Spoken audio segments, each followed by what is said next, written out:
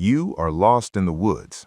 Outside, the sun is dipping below the horizon and the shadows of the trees are stretching out like long fingers across the forest floor. Inside your chest, your heart is pounding against your ribs. You look for the trail. Nothing. Right now, you feel okay, but that's an illusion. Every minute, your body heat is escaping into the damp ground and the cool air.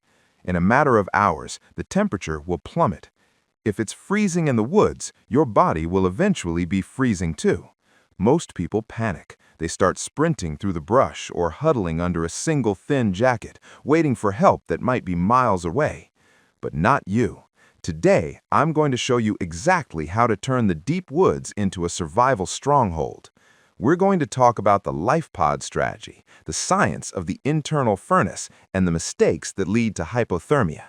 This is how you survive being lost with zero gear. The first hour of being lost is the most critical. This is the window where you have the most energy and the most remaining daylight. Don't waste it. The biggest mistake people make is trying to walk their way out of the entire forest. You cannot. Trying to find a trail in 2,000 acres of wilderness once the sun goes down is like trying to fill a swimming pool with a teaspoon. You need to abandon the idea of moving immediately. Choose one base camp.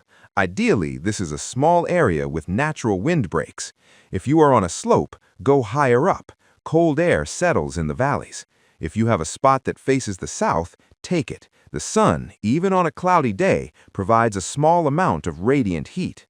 Once you've picked your spot, seal yourself in. Grab every branch, pile of leaves, and piece of bark you can find. Stuff them into the gaps of your shelter. If you have a survival tarp, seal the edges. Trees are your biggest enemy if they have dead branches. Scan the canopy for danger. Cover your shelter with thick pine boughs, or better yet, if you have an emergency mylar blanket, tape it to your shelter roof with the shiny side facing in. This reflects your own body heat back to you instead of letting it radiate out into the woods. Now that your site is prepared, we need to go smaller. I call this the life pod strategy. Think of it as a room within the forest. If you have a bivy shack or a small tarp, set it up tight to your body. It sounds strange, but it's one of the most effective survival hacks there is. A person at rest generates about 350 BTUs of heat per hour. In the open woods, that heat disappears. In a small enclosed debris hut, your body heat and your breath can raise the temperature by 15 or 20 degrees. If you don't have a tarp, build a fort. Use fallen limbs and drape the heaviest layers of pine needles you have over the top. The goal is to create the smallest possible volume of air that you need to keep warm. But here is the detail most people miss: the floor. Do not sleep directly on the ground or even on a pile of wet leaves. The cold earth will suck the heat out of your body through a process called conduction. You need to create a barrier. Layer the floor with dry leaves, moss, or bark. You want at least 3 inches of insulation between your body and the ground. This is the difference between a shivering night and a safe night. Let's talk about what you're wearing. In the woods, your clothes are your primary shelter, but there is a rule in the survival community: cotton kills. If you are wearing a cotton t-shirt or jeans and you start to sweat while building your shelter, that cotton will soak up the moisture and stay wet.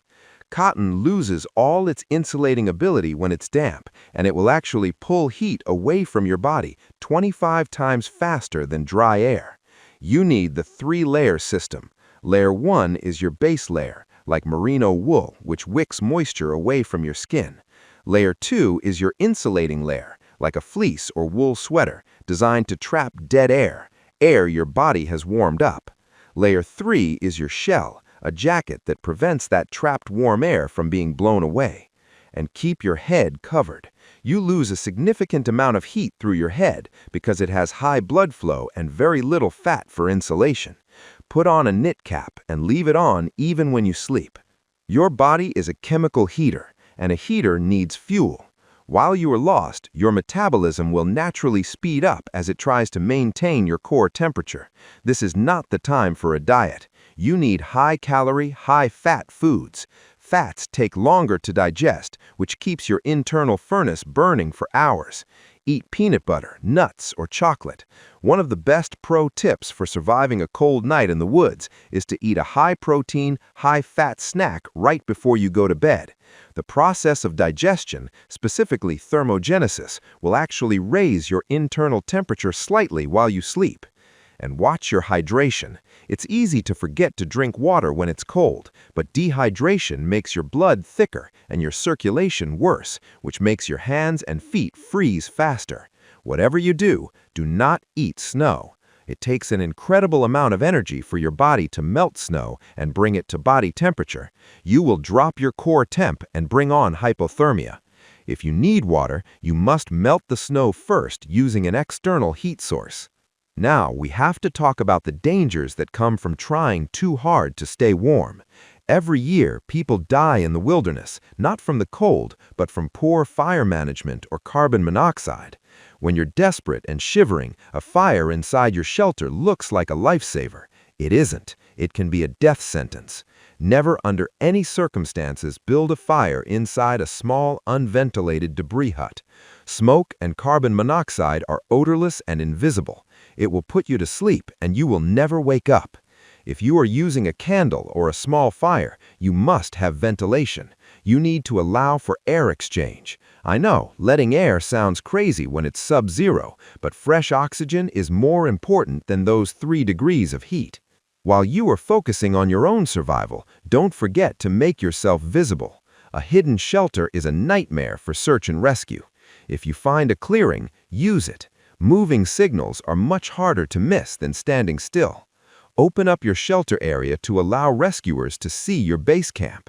If you have to move to find water, leave a mark. If the woods are thick, find the highest point and stay there.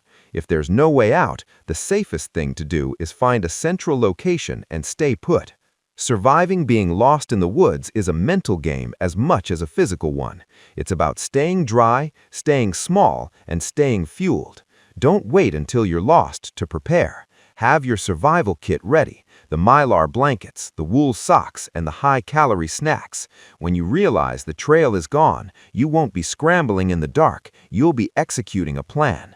If you found this guide helpful, please hit that like button. It helps this information reach people who might be heading out on a hike right now. Subscribe to the channel for more survival deep dives, and in the comments, let me know, what's the one piece of gear you'd never want to be without in the woods? Stay warm, stay safe, and I'll see you in the next one.